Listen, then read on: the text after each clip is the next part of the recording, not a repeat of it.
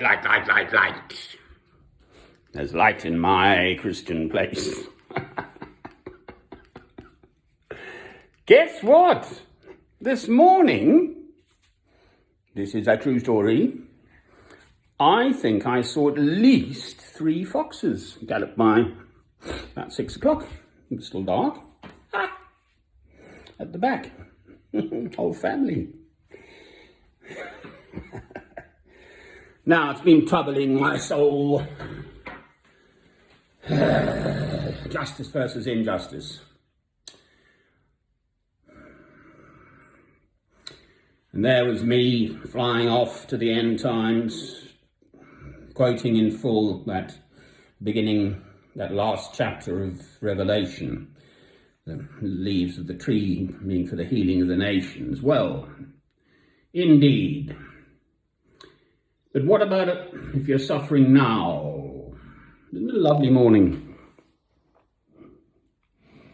Ah, lucky. Such a peaceful scene I have here in England, where I gather the Verulamium. There was the River Ver, and there was a settlement there going way, way back to 130,000 years, I believe, before Christ, of human settlements have been found.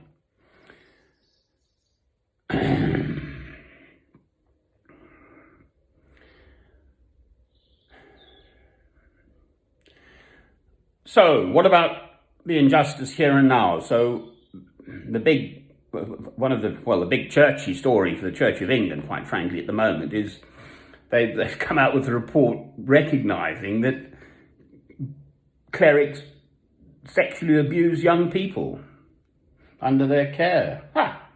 Brilliant. But they've known about this all the way through. How can they possibly pull themselves up by their own socks?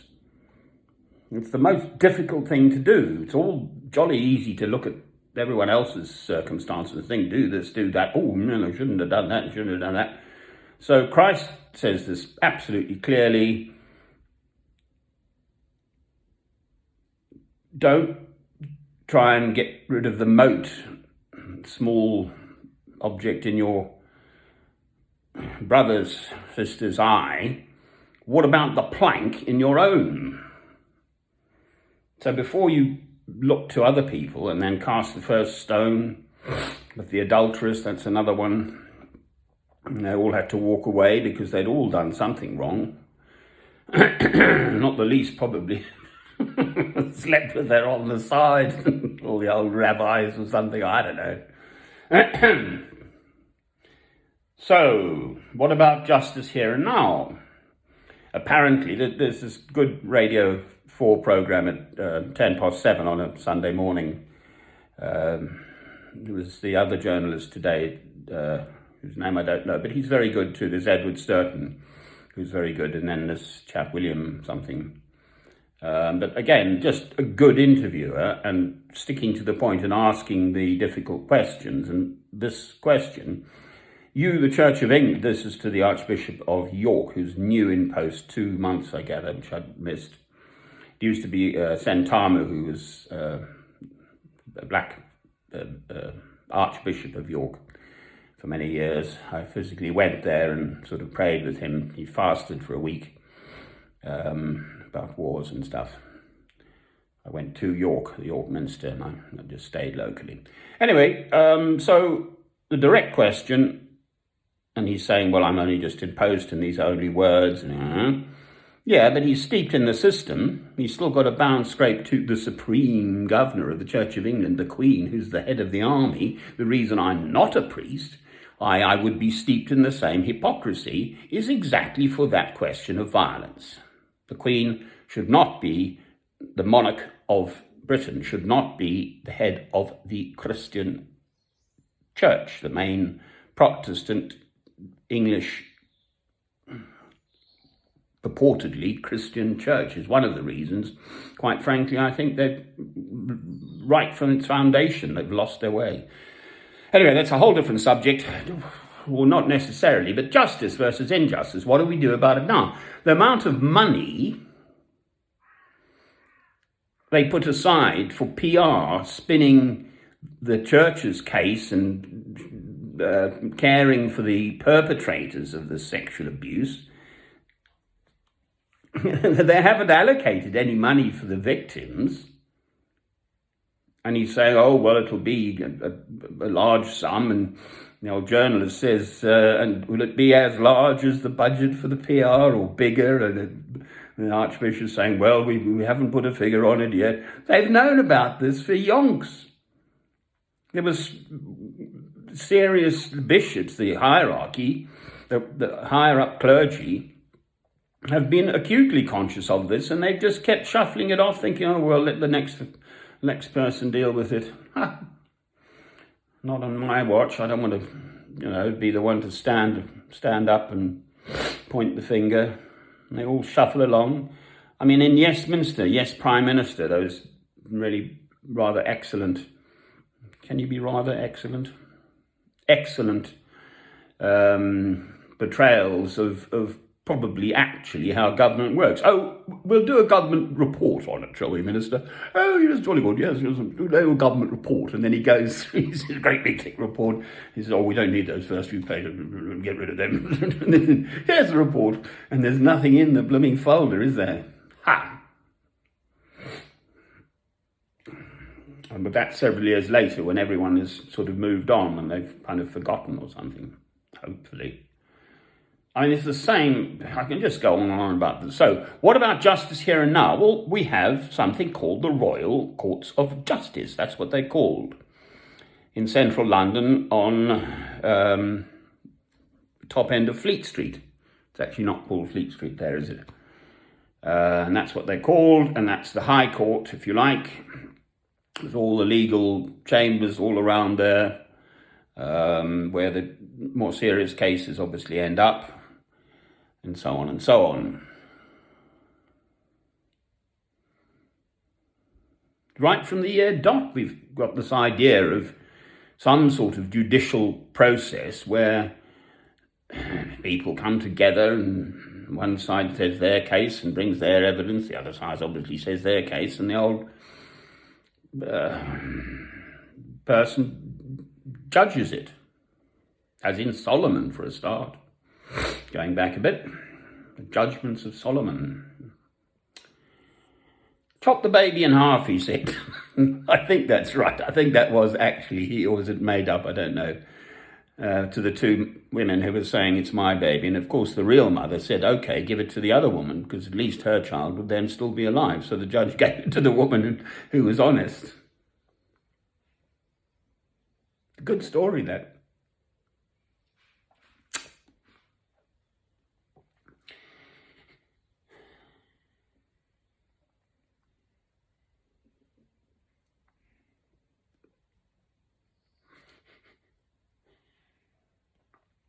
So, what about justice here and now, in this world in which I personally live here and now, Sunday the 11th of October, 2020, in Harpenden, Hertfordshire, England, where hurricanes hardly ever happen. Right, well, you start from yourself. Christ is within. So here I am trying to create. I mean, I've been out on my sort of pilgrimage, physically out, living out. I think it's 12 winters now, of which I've had some in, but most of them out. Quite often with no money whatsoever. Well, big deal. I've always had my love of God through Christ within me, and that is absolutely what has sustained me. I wouldn't be here to tell the tale without that strength from God to endure. And basically, wherever I've turned up, I light a candle and, make it as comfortable as possible. And that then becomes, for the duration, my Christian place. I've done this. I keep a journal. I've done it all for years. Wherever I turn up, then, because I'm there, it is a Christian place. Everyone is welcome. But for instance, I heard this story once. I originally trained as a medical doctor at Bristol University, or was training to be one. I never actually pursued the whole thing the whole way through. That is the more accurate rendition of that story. My mother wanted a doctor, so I was lined up for it, and I started my studies, and then I stopped and went off and did other things. But I did work in hospitals, and I do have a medical background, so I mention it because I'm a medical background rather than any other kind of background. And this church on Black Boy Hill, they were all up in arms a bit because someone came in, set up their Hindu stuff at the altar and started praying. Why do I mention that?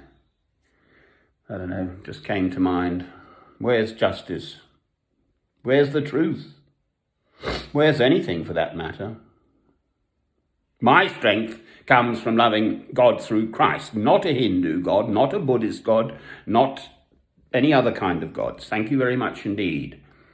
This conversation is still ongoing with me as a very bright English Staffordshire man who can read his parents' Bible in ancient Greek and so on and so forth, but he's gone sort of Buddhist. And he keeps on and on and on and on about, prove to me that God is, us Christians say we have the only God and so on and so forth, or whatever. God says it, that's why I say it. He says it in the 10 Commandments. I am a jealous God, thou shalt have no other gods but me. God says it. And then Christ absolutely affirms it in John chapter 14. I am the way, the truth, and the life. No one shall come to the Father but through me. And if the meaning of life is to love God, come to the Father, that's it. There's no more to be said. It is indisputable. If you choose not to believe it, fine, that's your... I've told him, I've just written to this fellow. Emailed. Journey of 1,000 miles starts with the first step. And he is yet, at my sort of age, I'm 64, I think he's 62 or so,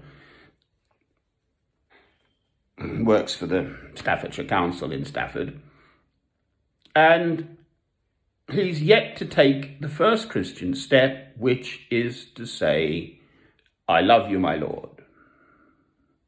As with the person who was crucified with Christ, and he said, I see you, I love you, my Lord. And Christ says, I will see you in heaven. So it can happen like that, but you have to make that first step. Open your heart to God, to loving God through Christ. I don't know how this works, but I don't know my Bible especially well at all, quite frankly. But so Psalm 104 apparently is a sort of creation psalm, and it's well known for all this. And there it was being sung. It's one of the longer psalms. It's not the longest. Definitely, I know that. Sung in ancient Hebrew, and it's an oral tradition handed down through the generations amongst Babylonian Jews, if that's right. That's Iraq, isn't it? And then it's sung, and then you can find it also said in this ancient language, ancient Hebrew. It's not a favourite of mine already. I know bits and bobs of the Psalms I'm particularly fond of, but you couldn't read that just as a bright person without hearing this bell sounding. Bang, bang. God did this, God did that. God created this, God feeds the birds of the air. God did this, God did that. Now, I know, obviously, intellectually, that other faiths also claim, especially the Muslim, actually, they, I believe, categorize Christ as just another prophet, and then Muhammad was the true prophet in the year 600 or so AD.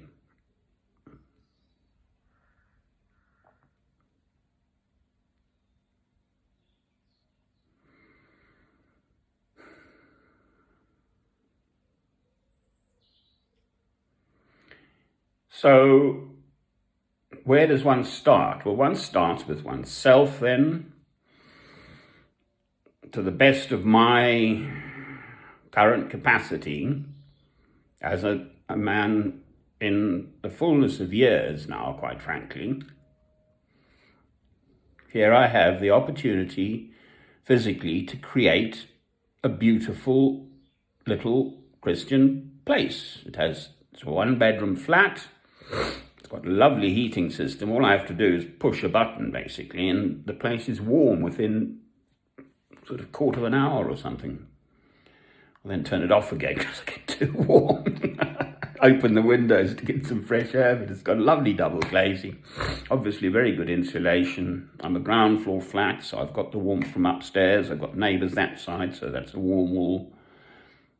The only cold wall is there, and even that's got a sort of it's in the passageway, so it's not even real cold there.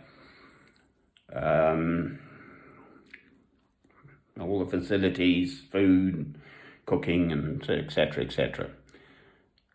Right, therefore, it's up to me what I do. I have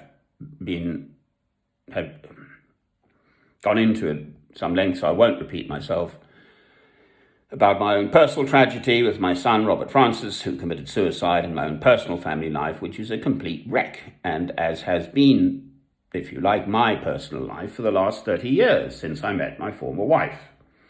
So I've got my own personal tragedy to deal with, but, what are my troubles as opposed to just all the countless troubles? I came across these lovely books about a lady called Corrie ten Boom. She was Dutch, and they were incarcerated, I believe, at Ravensbrück. She and her sister and her father, who was very religious, I suppose, Dutch Reformed Church. He was a watchmaker or clockmaker. And both her father and her sister, I believe, died in the concentration camp, and she survived somehow. But there was this little vignette story, and they wanted to pray quietly away from the other prisoners, and they're living there, in the most appalling, existing in the most appalling, utterly appalling conditions. So where to go? So that they went, and curiously, there was an area somewhere where there were an awful lot of bed bugs and fleas and stuff. And the sister, instead of saying, "Oh, how horrid," looked at it by saying, "Oh, how beautiful, because the bugs are here, the people aren't. So we can have this beautiful space." So it depends how you look at it. And curiously, there was another book. I was I'd had a winter in here at the Methodist Central Hall at Longton, and they had a sort of book exchange place. You could pick up books on this and that. And there was this young woman who'd fallen from her horse, and she'd been very sporty and athletic and everything. And I think then became paraplegic, so lost the use of her legs altogether. And how she railed at God, but gradually in time,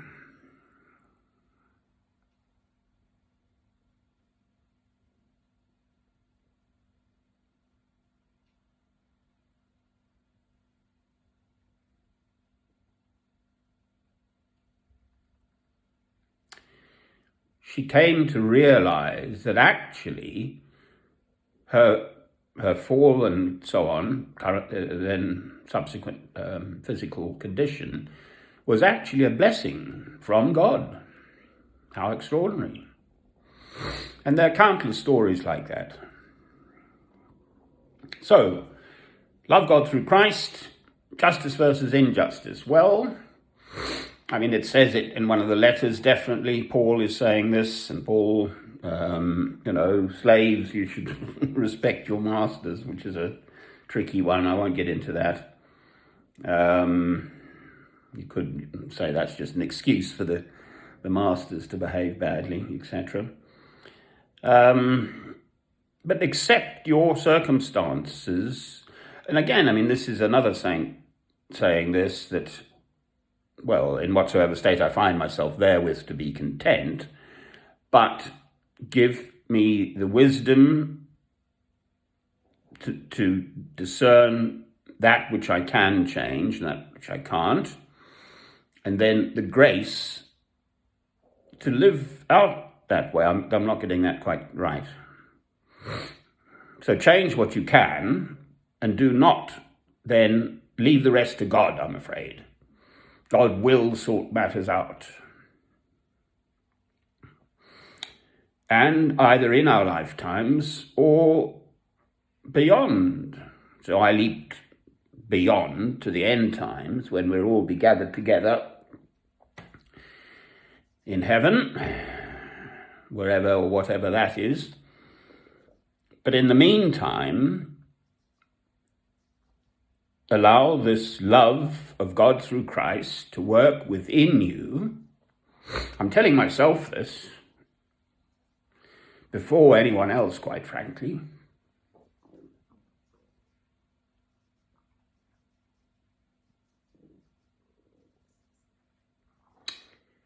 And then, through God's grace,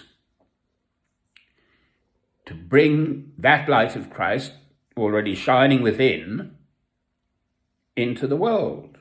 Amen. No Beethoven today. If I could do it, it's on this machine, I'm afraid, so I can't. I haven't recorded it on the other one. But it's sung by this group who have ancient instruments and a shofar, which is the ram's horn to call you to God and so on. And played on these ancient instruments, and then sung also in the sort of original ancient Hebrew, but to the same rhythms that they discovered somewhere. So there we are. It takes a bit of listening to. It's a little difficult if you're not used to that sort of thing. Now, there we are. Love God through Christ. Okay, let that love grow within you. That's it.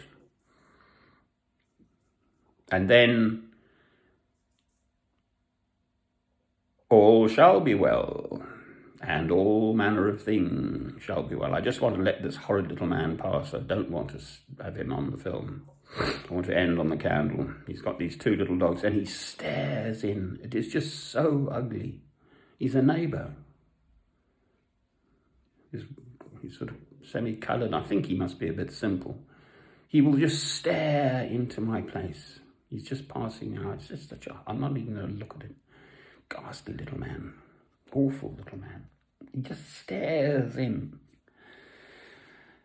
I'm giving him the benefit of the doubt. But he's not that simple. He mows the garden lawn and he washes the car and everything. Anyway, he's gone. Love your neighbour as yourself. You don't have to like them.